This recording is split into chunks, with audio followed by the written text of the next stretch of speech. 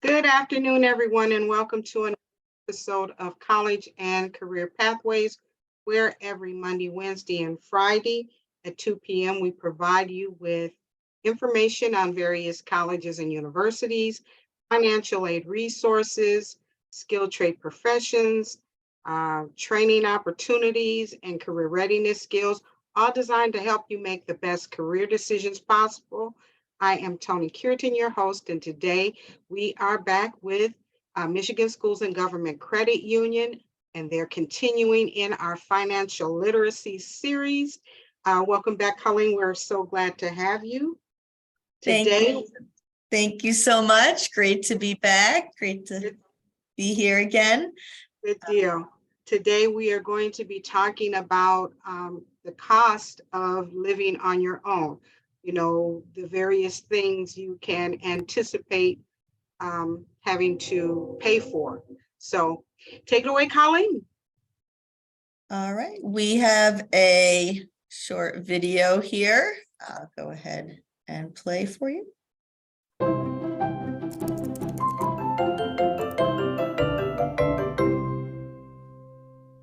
And I was like, well, you have a birthday party every single year. Of course, my hypothetical housewarming party would take priority. Yeah, sure. Hold up. What is this? Oh, I've seen this before. Actually, Jen, since you're thinking of getting your own place, you should probably play it. What do you do? Well, common apartment expenses pop up here, and you pay them by whacking them with this mallet. That sounds awesome. I'm so ready. We'll see. It starts off pretty easy with rent. Piece of cake. But you have to keep track of utilities and things like cable and internet too. I get it. Regular budget stuff. This is so easy. Good, because this is still the practice mode. The actual moving into an apartment mode starts now. What is all this stuff? There's your security deposit and first and last month's rent, since some landlords ask for that. Sometimes a credit or background check is required, and you need to pay for those too. There's a pet deposit, and you can't forget that parking stalls sometimes have an extra fee. Then there's association fees for certain apartment buildings. Oh, and renter's insurance. And that's not counting moving expenses. Uh-oh. Moving companies or truck rental or a pizza budget for friends helping out, packing materials like boxes and tape, and the bare necessities of apartment setup like toilet paper, light bulbs, cleaning supplies, utensils, a first aid kit, a toolkit, and we haven't even gotten to furniture yet. Futon.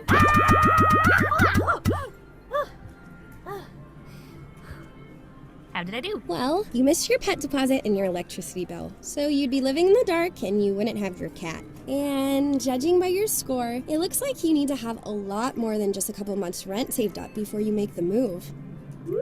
Why is it doing that? It's a new month, so some of the expenses from that last round are going to pop up again.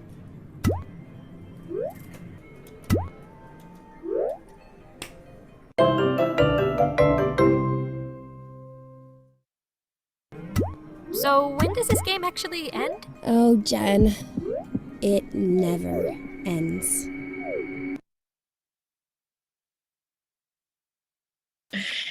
Excuse me. All right. Very cute. It's true. Let's see. Oh, no, not that one. That's the wrong one here. 1 second. There we go.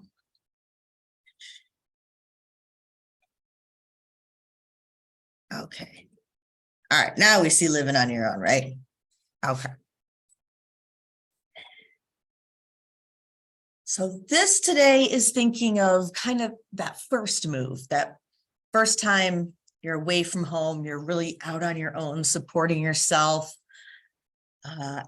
Sometimes it's 18 years old, sometimes it's 27 years old, 23, it's everything in between.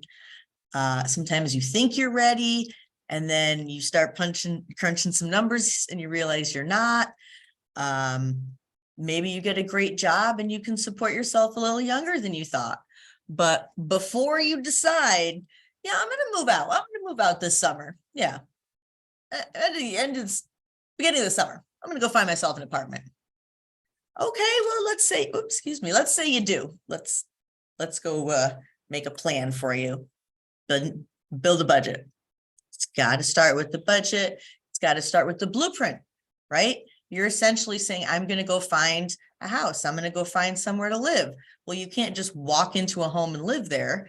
There's many steps along the way. You need a blueprint, which is your budget. It's the only way to understand what you can afford realistically. You shouldn't live anywhere you can't afford. There's bad consequences. You only live somewhere you can afford. You only buy a car, but the car payment you can afford, it's the same idea. You want to be able to make sure you can afford rent every month. This is an example, which I think the next slide says, this is an example, doesn't have to be exact, but look at your monthly income. You know, this month, maybe you're a salary and you know exactly how much you're going to earn. For many, many years, I was a waitress, so it would depend, and I'd kind of guess, or some months were better, or I could earn more or less. But looking at what you earn for a whole month, or an average for a month, you know, well, how much is 50% of that money going to rent, or, you know, going to go to rent, or is more than 50% going to rent? Well, hold on, you know, do you realize there's a lot of other expenses here? You know, do you already have a $700 transportation, you know, payment? So we're looking at the big picture of all of your expenses together. It depends on your personal situation. It always comes back to what's best for your personal situation. If, again, if you're paying for your own tuition, if you are paying for maybe someone else's tuition, if you are paying for health insurance, there could be additional costs in your situation. So how much can you afford? How do you figure out how much you can afford? Excuse me.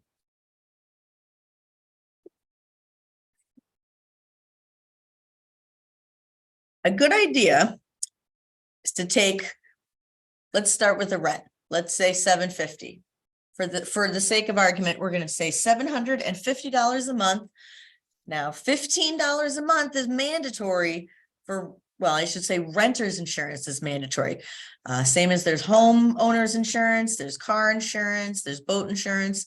A renter has insurance over their items, right? If the apartment burns down or the roof crashes, you know, in on the apartment, well, the apartment complex isn't going to buy you a TV and they're not going to buy you a new couch, but it's also not your insurance responsibility to build a new apartment building, right? You just live there.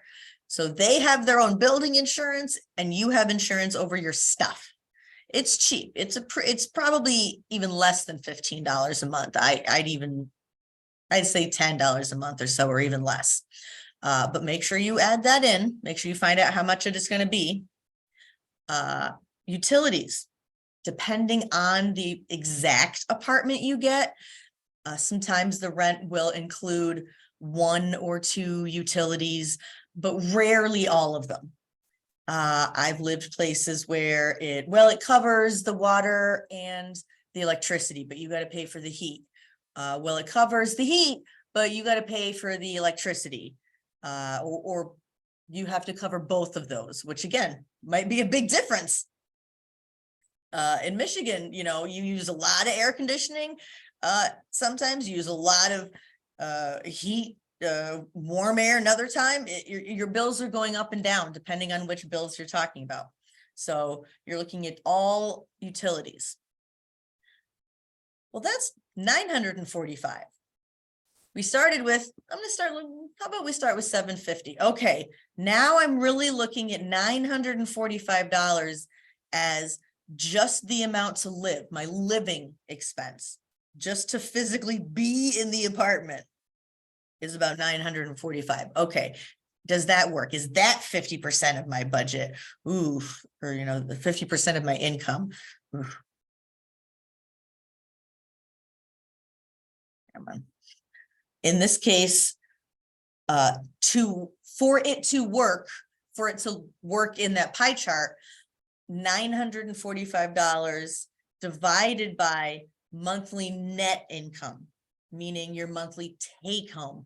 So if this person is taking home $3,200, that means each paycheck. So each paycheck is, let's say $1,700, meaning gross, they probably make maybe $5,000 a month. So that's a pretty decent amount. It's a pretty large amount. Getting 3,200 net is pretty high. I don't know if a lot of 18, 19 year olds, certainly when I was waitressing, I would start out that high.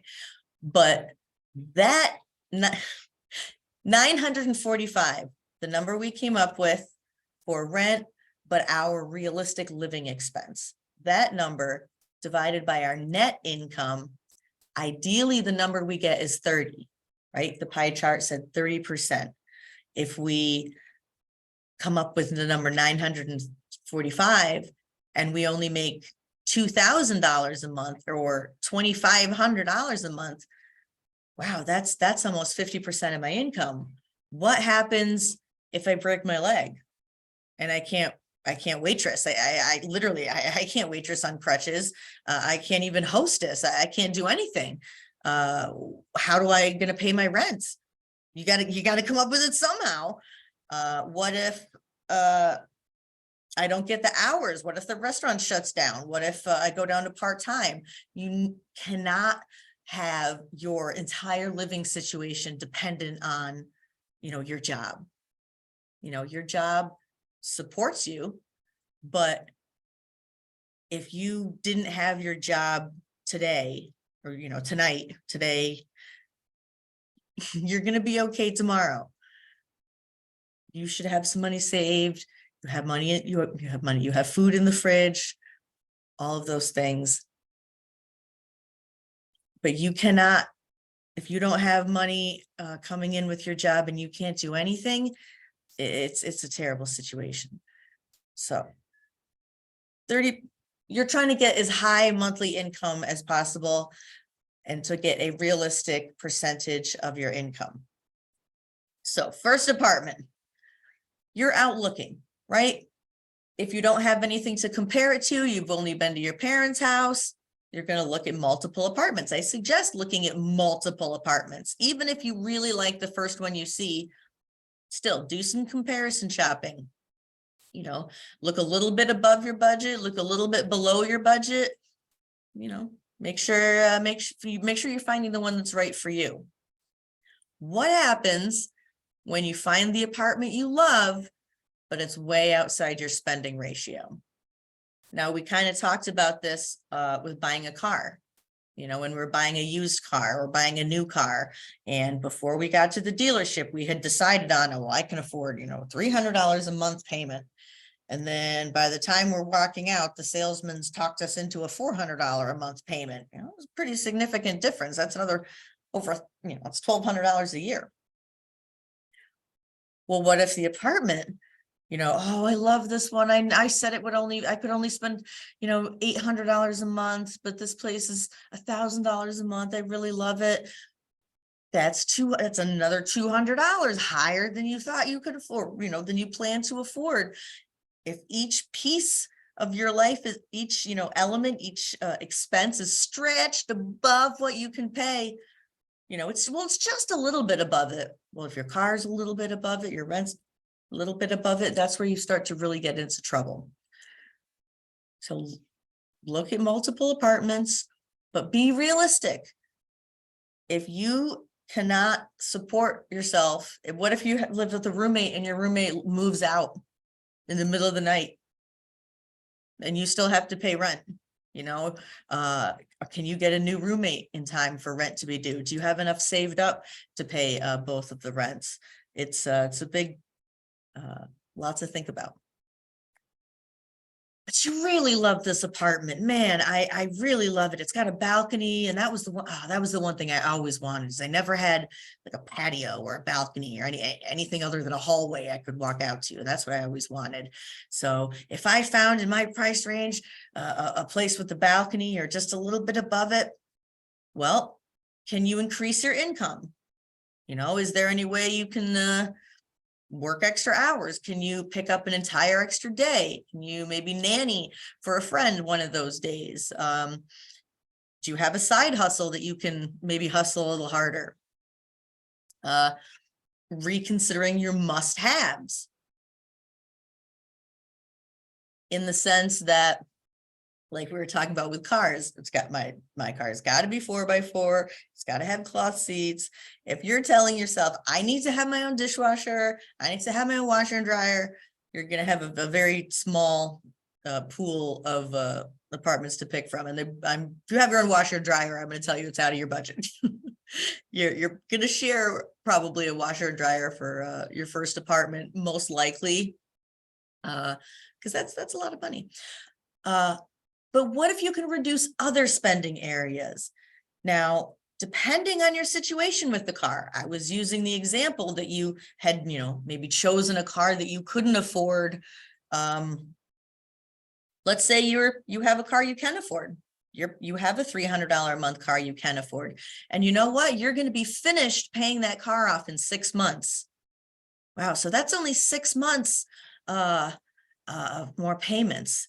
So, that means if I can come up with enough, extra rent for 6 months, then I can take the money I was putting into my car payment and put that into rent.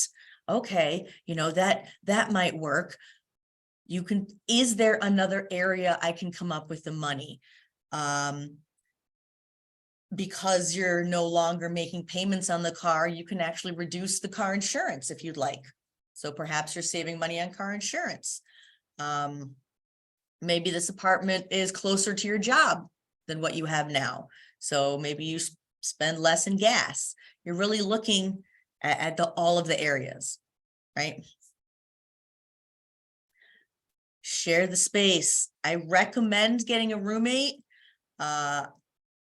It's a hit or, I don't want to say hit or miss, it's a gamble. Your closest friends, your siblings, it's the best time of your life, and you're also going to fight and be so angry, and maybe you'll come out friends, maybe you won't, but it's so much cheaper to live with someone, to have someone home, when you're not there, to have someone else there in a thunderstorm, someone you can call and say, oh my gosh, I forgot to take my clothes out of the washing machine before I left for work. Can you please run downstairs and take them out before someone, throws them on the floor. You could, oh no, the microwave went out. Oh, we need a new microwave. Well, if we split the cost, it won't be too bad. Oh, wow.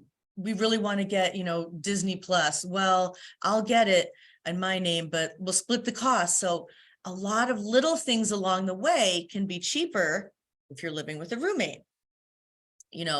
You bring your couch, they bring a chair, they bring a coffee table, you bring some lamps. Then we don't really have to spend money on furniture. Each situation is different depending on the personal situation. But again, sharing the space can be huge on the budget. Look in a different location. You might find you really like this apartment. Look a little farther away from maybe where you're currently looking. And it could be in any direction, a little bit farther out in any direction to see, is it changing? Is it getting more expensive as I get farther away, or is it getting less expensive as I get farther away? You might be able to find that type of apartment, but a little bit farther away or a little bit closer. So average rent across the country, and oh my goodness, this is wildly different numbers.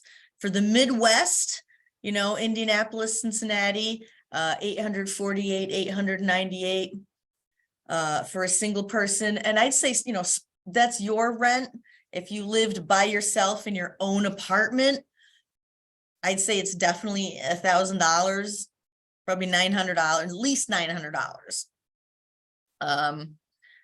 And that's pretty typical, Kansas City with $1,000, but some of these areas, wow, it looks really cheap to live down in the Southwest.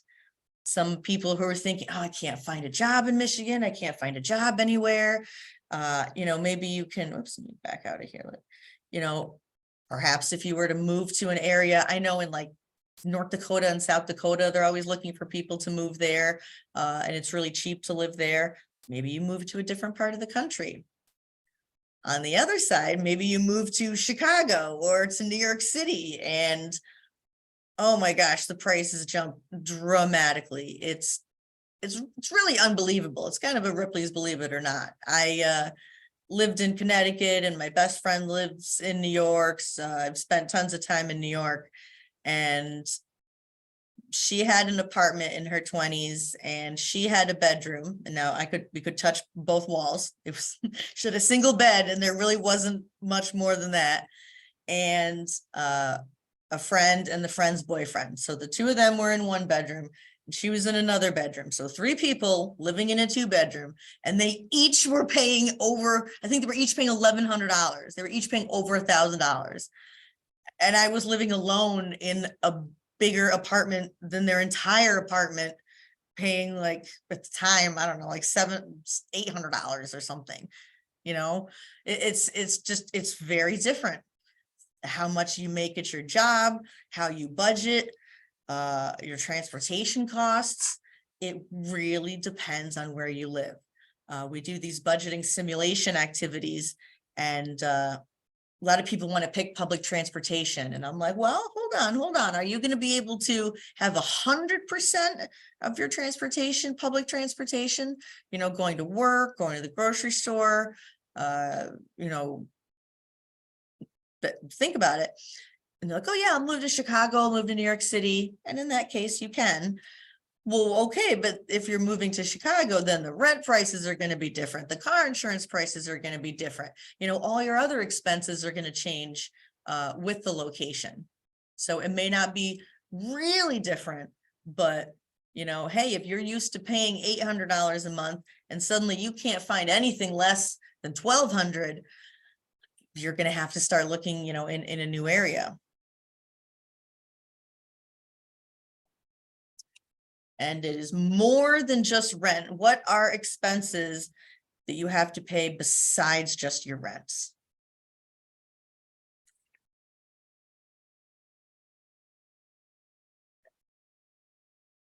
Well, when you're moving out, when you've made that decision, you've decided how much you can afford, you've shopped around, you found the apartment, you know what? You decided to get the one that you really love, but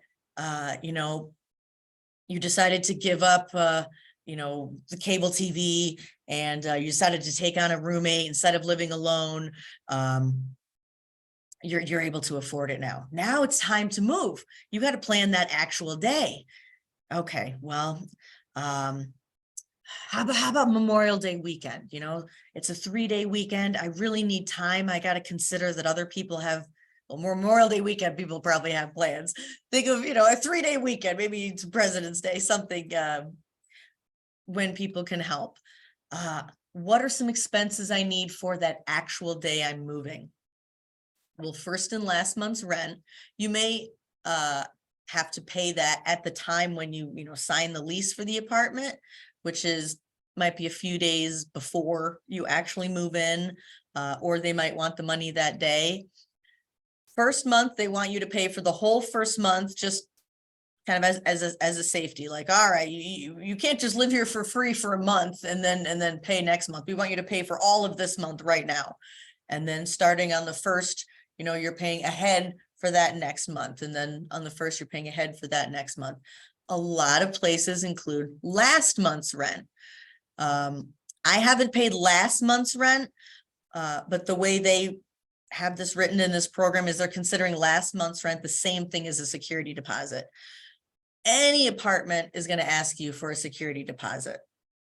Now, what that is kind of like a hold on your money. It would be usually the amount of 1 month's rent. So maybe $1,000, $1,500, and you pay that when you move in. Here's the whole month's worth of rent, and they hold on to it. They just hold on to it. and you live there for a year, you're a great tenant, you clean it up before you move, you hand over the keys, they do their walkthrough and they're like, all right, place looks good. And they give you that $1,000 back. So everybody's happy, right? Now, why would they keep the $1,000? Why did they take it at all if they were just going to give it back to me? Well, what if they found that apartment in not so great condition? So there was some holes punched through the walls. There was, a bunch of broken blinds and cracked windows. There's a burn hole in the carpeting. We, the apartment complex, are going to have to pay to repair that. Well, it's a good thing we have this $1,000 here to repair that, and we're going to have to put that money into fixing this apartment. So they've got the money to fix it, but now you're not getting your money back, right? So, I mean, if I were you, anybody wants to get their money back, they're kind of like, oh, it's going to be a bonus, I'm going to forget about it. And then someday they're going to be like, oh yeah, here's your security deposit back. Oh yeah. And you're like, excited. But you got to have that right now. You got to pay it up front. They're not going to. Packing materials and moving expenses. That is usually more than you think it's going to be. You always need more boxes than you think. You need more garbage bags than you think. You need more rolls of tape. You think you're not going to need, I'm not going to need a moving truck. My friend just has a pickup and we'll load everything in the pickup. And you've done three rounds with the pickup already, and you haven't even gotten to any of the furniture. You're like, all right, let's just go get a U-Haul and we'll put it on there. They're like 20 bucks, 30. Well, now they're probably a little more. It's not too bad. I would recommend just getting it. But if you have a lot of stuff, maybe both you and your friend are kind of putting your stuff into one truck together and then driving to the new apartment. You need a big truck. Are you getting something you needed to haul, like you need a trailer hitch for? You're just assuming you're going to use your friend's truck. Are you asking them to help, or are you just assuming they're going to help? How are you going to repay them? Right? Your friends are helping you. So, well, I guess I'm buying them all pizza for dinner. Well, I guess I'll have, pop and water, all the time ready for them, when they get hungry. Oh, okay. Who wants something? That's pretty standard. At least you can do. These people are helping you move back and forth. You're going to provide them food that day. So make sure you've got that cash, that pizza money or whatever on you. Starter furniture, that really varies.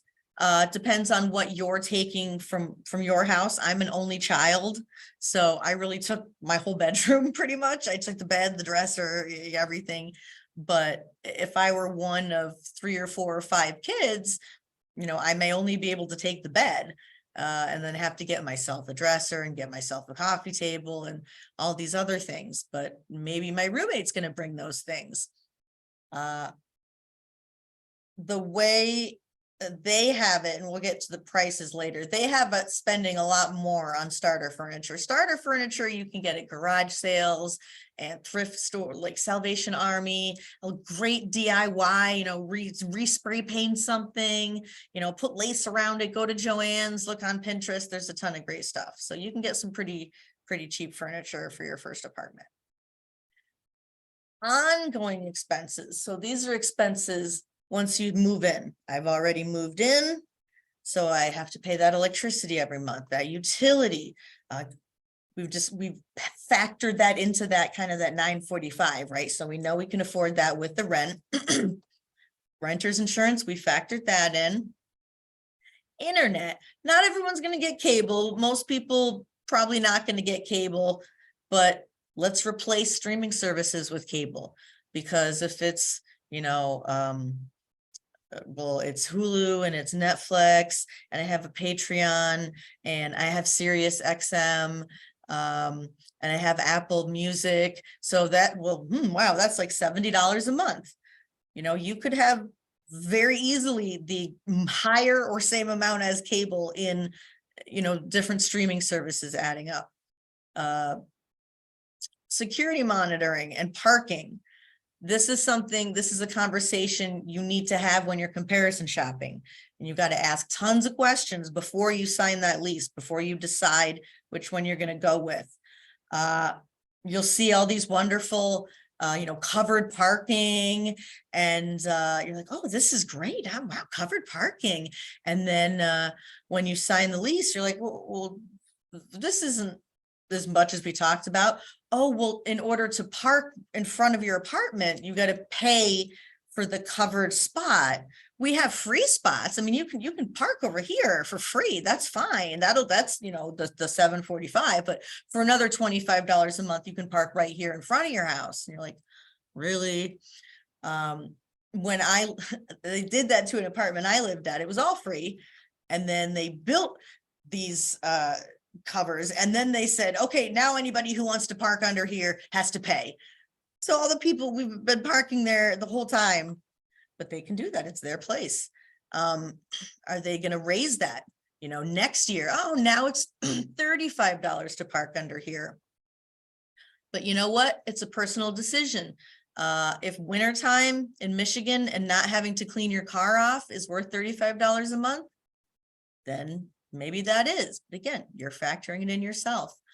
Household items.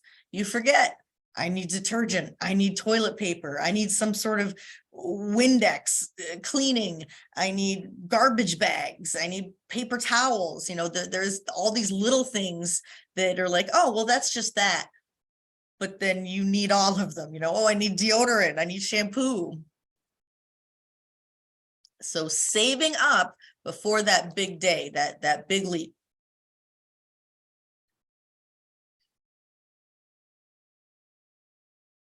So we're going to go through this budget thing together. So first month's rent, we're always going to include first month's rent. They say the security deposit, also known as last month's rent. I have really considered it security deposit, but again, you got to have that right there, $750 as well. Background check and credit check. You are going to have to get a credit check. You may have to get a background check. $100 seems a bit much.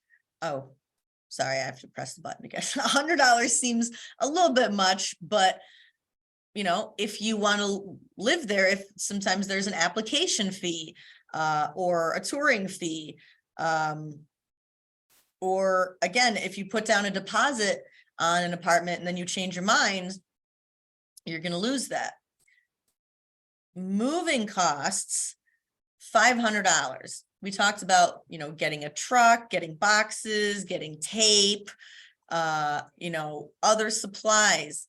Do you have friends? This is the money for pizza, for, I'm going to get ice cream cones. We're going to stop at Dairy Queen on the way back to everybody's cars and get everyone ice cream. Be that guy. They were sweating for you. So you got it. $500. Yeah, I'd say $500. Starter furniture being $1,000. That I say is high. And again, it depends on your situation. It depends if you're bringing, your whole bedroom and you get to bring, your grandma's old cocktail table and your aunt's old couch and your uncle's old recliner, then you're set. But if you don't have those items, going to a thrift shop, going to garage sales, start small and you can build. It's not going to match at first. I'd say even $500, depending on how much you have to buy. $1,000 seems like a lot. And then miscellaneous, again, $1,000 seems a bit like a lot, but I completely agree. These are on top of the moving costs that you planned for. There might be something, cleaning supplies. I mean, it's the day of, and you get there, and if you want that security deposit back, this place better be clean. And you're like, yeah, it's clean. No. You took all the furniture out. Look at that floor. That floor is gross. You got to vacuum that floor, vacuum. What do you take the dishes out of the cabinets? Sticky stuff. And You got to clean inside all the cabinets, clean the walls, clean the ceiling fan. It's got to be clean. It's got to be as if you were to tour it to someone else, like, oh, come see my empty apartment. Not perfect, but clean. You know, you got to clean the shower. So what's your plan for that? Are you sticking around that day and cleaning that, you know, all by yourself? Are you coming back the next day? Last when I moved into my house, I finally broke down and said, I'm paying a maid to do it. I paid, it was 1 hour, 1 or 2 hours, because it was 3 people for 1 hour. That might have been it, because they work really fast and they know exactly what they're doing. And they got the entire apartment done and it looked amazing in an hour. And it was like $100 or $150, $120, something like that. So are you going to spend that? Well, if you're cleaning it yourself, again, I've done that a bunch of times too. Moms are usually good to help with cleaning those, you know, those bathrooms and the floors. You need soap, you need paper towels, you need a mop, you need a broom, you need a dustpan, you need garbage bags, and then you're going to need more of them. So there really are those miscellaneous expenses of just moving in and just getting there, you know. Oh, I have plates, but I don't have any cups. Well, I got to go get some, at least a couple cups. It's always going to be something. I sent Miss Cureton the resource sheet, this handout, and what it's good for. It says rental agreements and leases, key questions to ask before you sign. So many questions. How much is the rent? Now it's not going to go up, right? What for the next 12 months or 24 months, it's the same. What does that rent include? Does it include parking? Does it include laundry? Does it include security? You know, what are the rules? What are the fine print? Really go through it. What about pets? They didn't really bring up pets in the slideshow presentation, but they did mention it in the video. Most all apartments, if you have a pet or if it's pet friendly, will have a pet fee. You know, in your security deposit, there's another $250, $300 for the pet fee deposit. Then there's another $25 that you got to pay on top of your rent. So you were shopping around, you were looking for your apartment for $750. Perfect. I found it for $750. Okay, well, now I got to pay $15 a month for renter's insurance, and they want $25 for a parking space, and they want $25 for my pets. Well, now now it's $800 a month, and I got to come up with even more. Look at the big picture. What does that include? What does it not include? You know, what happens if the oven breaks? Who do I call? What's the phone number? When are they going to be there? You know, what happens? You need to feel safe. You should ask as many questions as you can think of. Bring someone with you, have them think of questions, but there's a lot of good information here, reminders of things to go over, because it's a lot, and it's an overwhelming and exciting experience, you know, and you want to kind of rush through some of the paperwork and the details. And we already talked about this. We talked about it over the phone. Now, I know she was a perfectly wonderful woman. She helped you on the phone. I still want you to go through each part of it. They're going to ask you to, you know, sign here, initial here. Okay, why? Well, this just talks about lead paint. Okay, what about lead paint? Well, that there isn't any lead paint on the walls. Okay, good. You know, what am I signing here? For pets, even if it says pet friendly, that might mean only cats. That might mean only up to 25 pounds, you know, only, you know, small dogs, only a single animal. So there's a lot of research before you actually move out. So you're budgeting and you're building a budget for multiple months. You know, think about, I'm thinking about moving out. I'm thinking about moving out maybe by the end of the summer, maybe by fall. all will be all right. So now is the time I'm going to start my research, looking at prices. How much do I make a month? How much can I make a month? So I can be able to make a much more informed, knowledge-based decision that works best for my personal situation when I do move out. And living at home as long as you can saves you a lot of money. I know people are in a rush to move out, and I get it. I know when you're an only child, all eyes are on you, and they're like, what are you doing? And you're like, leave me alone. I just want to be by myself. But it's really expensive. And once you move out, you're locked in. That's a contract. Even if you take off in the middle of the night and say, I'm not living there anymore. Well, you've signed a contract, and that person with that credit report, with that address, they are getting sued for that amount of money, that contract amount. You have responsibilities.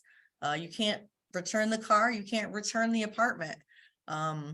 You got to ask, well, what happens if I break the lease? What happens? Because I might, I'm looking for jobs. I might move to Atlanta, if I get a job. So what if I get a job 6 months from now?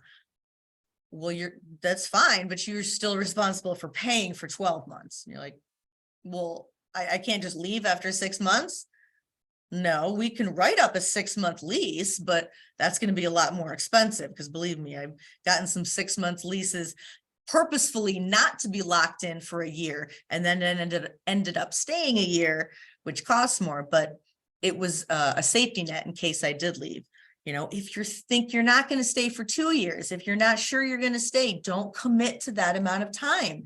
If your roommate is pretty wishy-washy of, well, I think I can afford living here. I can afford if my mom helps me out, or, I think I might move with my boyfriend soon.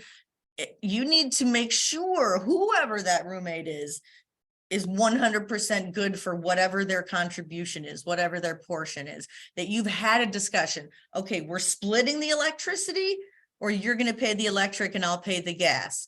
Okay, now we're not going to, it just doesn't matter what the prices are. I'll pay gas, you pay electricity. Okay. All right. What about internet?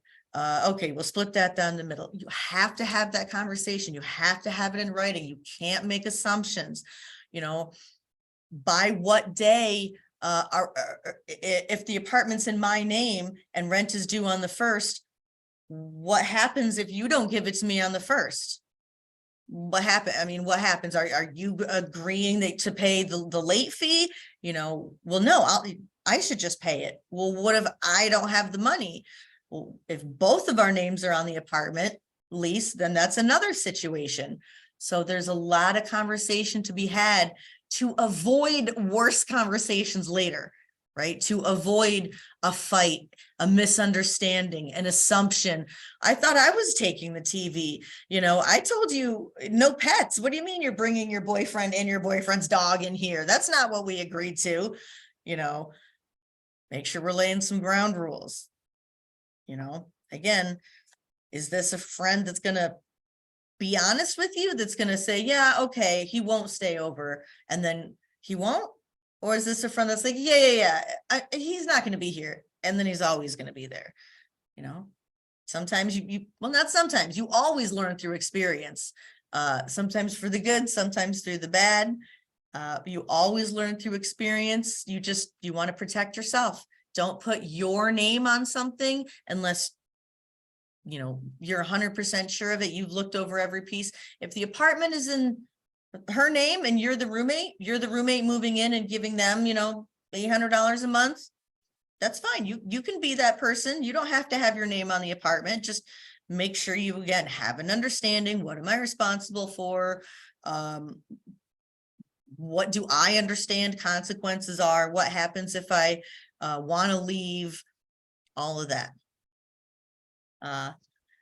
Man, it's just, there's so much more. It's just the tip of the iceberg there. And it's always kind of a joke amongst friends of, like, when someone gets a truck or an SUV, with their friends first, oh, good. Oh, you can help me move, or, oh, this will be good for when we want to move. And you're like, no, that's not automatically what my car is for. But when I had a Ranger, I certainly helped many people move, but it was kind of cool to be that person. It's like, oh, I got a truck, I'll do it. Ms. Cureton, is there anything you can think of, any questions or missed elements of moving into that first apartment?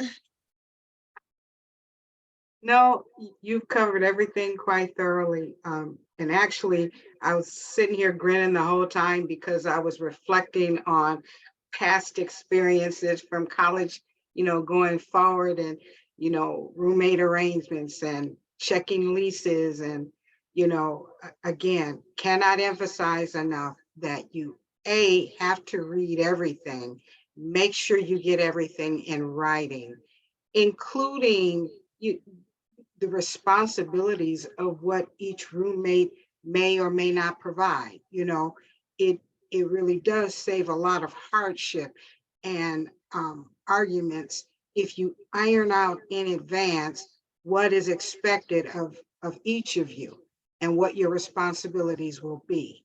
So yeah, you covered everything, and it was a nice trip down memory lane for me. Yeah, I had to stop. I got a story for each slide, so I you got to stop myself. But yeah, there's I mean, we're talking about finances, but like you said, well, now it's talking about, well, who's cleaning the bathroom? Well, I thought you were. Well, I thought you were. Well, Yeah. who's buying more sponges? Who's buying more detergent? You don't have to get everything, like detergent in writing, but you got to have that conversation, if you're both expecting the other person to pay for it, neither of you can afford. So have the conversation. I lived with friends. I lived with best friends. I lived with a boyfriend. I lived by myself, and the best situation, the one that honestly was the best situation, was the one time I moved in with someone I didn't know. It was a friend of a friend. I needed somewhere to go. She had a place. She lived next door to my friend. It worked out well because we were really cool. We were really good friends with each other. But she had a life. She had her friends. So she went out and did her thing. And then I went out and did my thing. And then when we saw each other, it was cool. Oh, what did you do this weekend? Oh yeah, how was work? And we caught up. So it wasn't this responsibility of like, okay, what are we doing this weekend? Or, oh, shouldn't you be doing this? It was kind of nice to like have your own life, but be able to still come back together. So I was really worried about it, and I suppose it could go wrong, but sometimes it's really hard to live with a friend when you got to get tough with them, where you start to see these little things that drive you crazy, and then you fight all the time, and nobody wants to fight with their friends. So it's a lot. Yes, I'll stop. Are there any questions, you guys, or comments you want to add to this?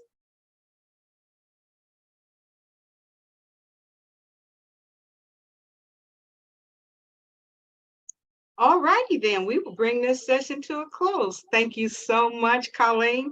Excellent presentation as always. And thank you guys for joining, and we'll see you all next time. Have a great day. All right. Thank you. Have a great day.